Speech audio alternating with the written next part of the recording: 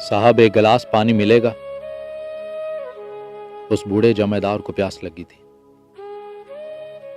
जिसको मेरा चौकीदार अभी अभी पिछली गली की नाली खुलवाने के लिए लाया था। साहब, उसको शीशे के गिलास में पानी मत दें, ये भंगी है।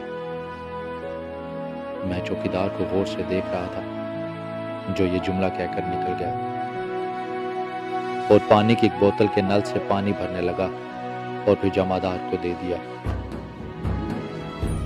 मुझे उस वक्त बूढ़े जमादार की आंखों में एक कर्व दिखाई दिया और जिंदगी के इस मोड़ तक न जाने कितनी बार वो इस कर्व से गुजर चुका होगा।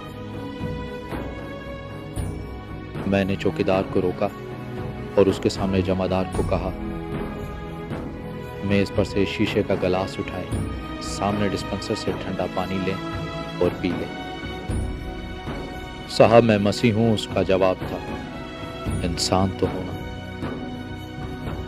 अब उसकी आंखों में फातिहाना चमक थी और मुझे सुकून था कि मैंने उस वाय हसना को जिंदा रखा।